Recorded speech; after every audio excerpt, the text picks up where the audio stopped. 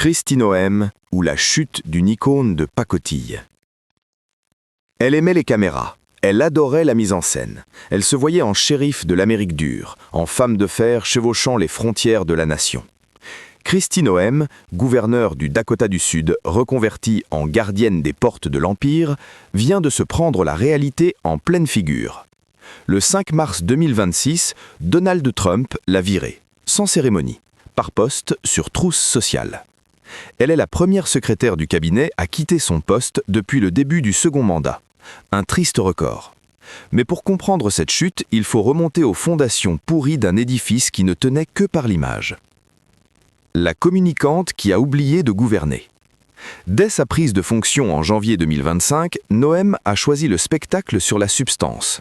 Elle s'est fait filmer en tenue tactique lors de raids avec ICE et Border Patrol, posant devant des détenus entassés dans les cellules de la prison salvadorienne CECOT. Elle se voulait le visage de la fermeté trumpiste. Elle en est devenue la caricature. Pendant ce temps, le financement du département expirait à la mi-février, entraînant une fermeture partielle de certaines agences fédérales. Et la suspension temporaire du programme de contrôle accéléré TSA PreCheck, annulée quelques heures plus tard, résumait à elle seule le chaos managérial qui régnait au DHS. Le sang de Minneapolis. Le tournant fatal est venu du Minnesota. Des agents fédéraux ont tué 2 citoyens américains lors d'opérations d'immigration à Minneapolis en janvier, René Nicole Good et Alex Pretty. Noem a aussitôt qualifié les victimes de terroristes domestiques. Des images vidéo ont contredit cette version. Le scandale a éclaté. Des sénateurs républicains eux-mêmes ont pris leur distance. Le sénateur Thom Tillis, républicain de Caroline du Nord, n'a pas mâché ses mots. Il a qualifié sa direction du DHS de désastre et lui a reproché de n'avoir rien démontré d'exceptionnel. La campagne à 220 millions est le mensonge fatal. Si Minneapolis a fissuré la digue, c'est une affaire de pub qui l'a fait s'effondrer. Le DHS a dépensé près de 220 millions de dollars pour une campagne publicitaire, menée principalement en anglais, invitant les sans-papiers à se déporter d'eux-mêmes, avec Noem en vedette. Questionnée au Sénat, elle a affirmé que Trump avait personnellement approuvé la dépense. Trump a immédiatement démenti. « Je n'en savais absolument rien ». Un mensonge attrapé en direct, impardonnable dans la cour des Trump. La procédure d'attribution du contrat a également été mise en cause. Il n'y a pas eu d'appel d'offres compétitif et la société retenue était affiliée à un ancien directeur politique du Comité national républicain du Congrès, incorporé 8 jours seulement avant l'attribution.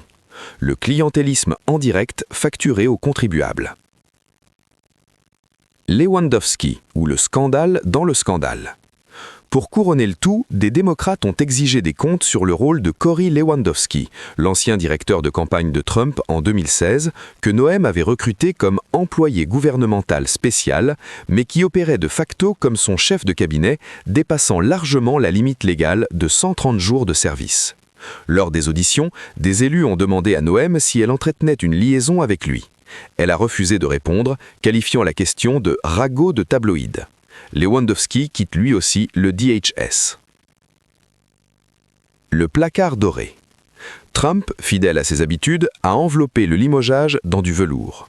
Noem est nommé envoyé spécial pour le Shield of the Americas, une nouvelle initiative de sécurité dans l'hémisphère occidental. Un titre ronflant pour une mise à l'écart en bonne et due forme.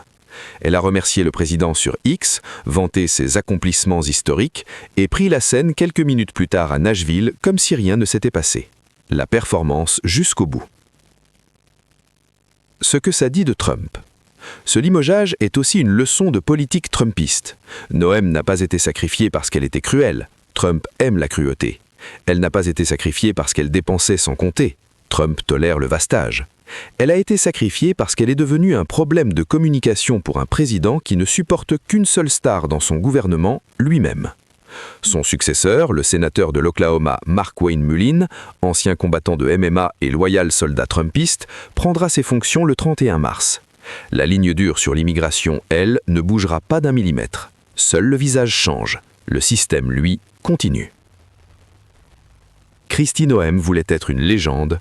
Elle restera une anecdote. Eli Bana.